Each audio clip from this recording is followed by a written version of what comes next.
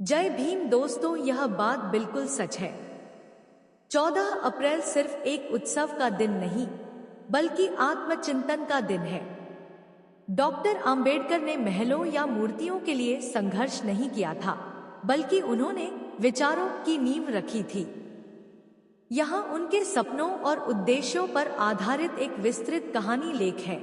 दिए से मशाल तक, बाबा साहेब का अधूरा सपना उत्सव और सवाल।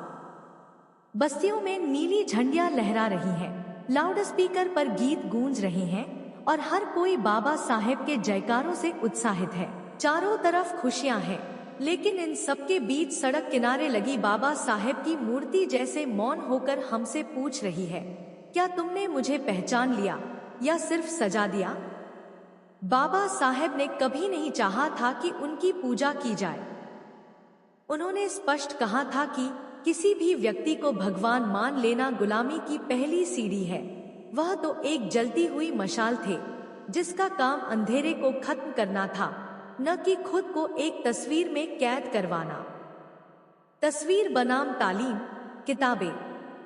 आज हर घर की दीवार पर उनकी फोटो तो है, लेकिन क्या हर घर की मेज पर उनकी दी हुई किताबें हैं? बाबा साहेब का सपना तब तक पूरा नहीं होगा जब तक बच्चा हाथ में माला के बजाय किताब न थाम ले, युवा भीड़ का हिस्सा बनने के बजाय तर्क करना न सीख जाए। समाज सिर्फ रैलियों में ही नहीं, बल्कि लाइब्रेरियों में भी नजर आए। उनका संघर्ष लंदन की कड़कड़ाती ठंड में लाइब्रेरी के बाहर खड़े रहने से शुरू हुआ था। उन्होंने अपना पूरा जीवन किताबों के बीच बिताया, क्योंकि वह जानते थे कि शिक्षा वह शेरनी का दूध है, जो इसे पिएगा वह दहाड़ेगा। शिक्षित बनो, संगठित रहो, संघर्ष करो। उन्होंने जो 3 मंत्र दिए थे, उनमें सबसे पहले शिक्षित होना था। एक, शिक्षित बनो, इसका मतलब सिर्फ डिग्री लेना नहीं, बल्कि अपने अधिकारों और गलती की पहचान करना है। 2, संगठित रहो, यह शक्ति दिखाने के लिए नहीं, बल्कि समाज के सबसे पिछड़े व्यक्ति का हाथ पकड़कर उसे साथ चलाने के लिए है। 3, संघर्ष करो, यह संघर्ष किसी के खिलाफ नफरत का नहीं, बल्कि अन्याय और अज्ञानता के खिलाफ है। असली श्रद्धांजलि क्या है? बाबा साहेब को दिखावा पसंद नहीं था। उन्हें नाम की भूख नहीं थी, वरना वे बड़े बड़े पदों पर बैठकर आराम का जीवन बिता सकते थे। उन्होंने कष्ट चुना ताकि आने वाली पीढ़ियां चैन की नींद सो सकें। इस 14 अप्रैल को सबसे बड़ी खुशी तब होगी जब एक गरीब बाप अपने बेटे की पढ़ाई के लिए पैसे जोड़ते हुए कहे, तुझे भीमराव जैसा बनना है। एक बेटी अपनी बंदिशों को तोड़कर कलम उठाए और अपनी किस्मत खुद लिखे।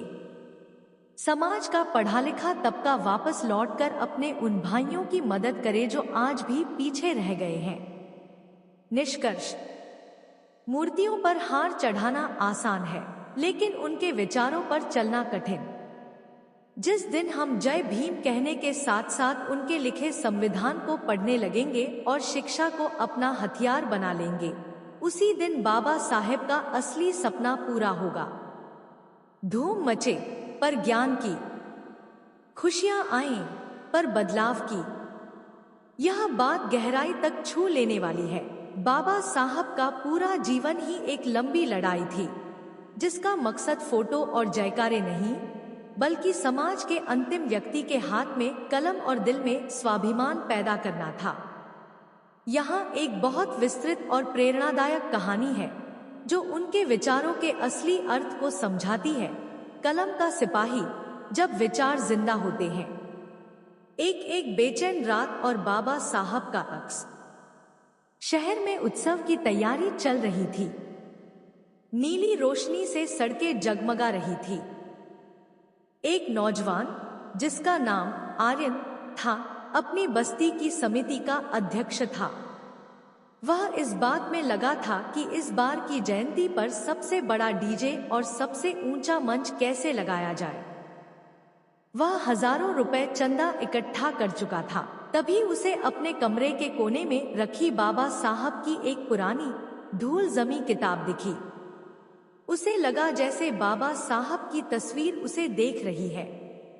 उसने सोचा, मैं लाखों रुपए शोर शराबे में खर्च कर रहा हूँ, लेकिन क्या मुझे पता है कि बाबा साहब ने अपनी आखिरी सांस तक क्या लिखा था। 2. कोलंबिया से लंदन तक की तड़प। कहानी पीछे मुड़ती है। एक दृश्य उभरता है, लंदन की कड़कड़ाती ठंड। एक दुबला पतला भारतीय छात्र लाइब्रेरी खुलने से पहले ही सीढ़ियों पर खड़ा है। उसके पास दोपहर के खाने के पैसे नहीं हैं। वह एक पाव रोटी खाकर पूरा दिन पढ़ाई करता है। क्यों? क्या उन्हें नाम चाहिए था? नहीं, वह जानते थे कि अगर वह हार मान गए तो भारत के करोड़ों दबे कुचले लोग हमेशा के लिए हार जाएंगे। उन्होंने अपनी भूख बेच दी ताकि समाज को ज्ञान की भूख लग सके। उन्होंने बुद्ध, कबीर और फुले को पढ़ा और यह समझा कि गुलाम को उसकी गुलामी का एहसास करा दो तो वह खुद अपनी बेड़ियां काट देगा। 3. फोटो नहीं, फलसफा चाहिए। जयंती के दिन मंच पर भाषण देते हुए आर्यन ने अपनी रणनीति बदल दी। उसने लोगों से कहा, साथियों, हम बाबा साहब को भगवान बनाकर उन्हें फूलों के नीचे दबा रहे हैं। हम उनकी पूजा कर रहे हैं ताकि हमें उनके बताए कठिन रास्ते पर न चलना पड़े। वे पूजा की वस्तु नहीं बल्कि प्रेरणा के स्रोत थे। उसने मन से 3 कड़वे सवाल पूछे। क्या हमारे बच्चों की स्कूल बैग में बाबा साहब की जीवनी है या सिर्फ हमारे हाथों में उनका झंडा? क्या हमने कभी संविधान के उन पन्नों को पलटा है जिनके लिए उन्होंने अपना स्वास्थ्य और अपना परिवार तक दांव पर लगा दिया?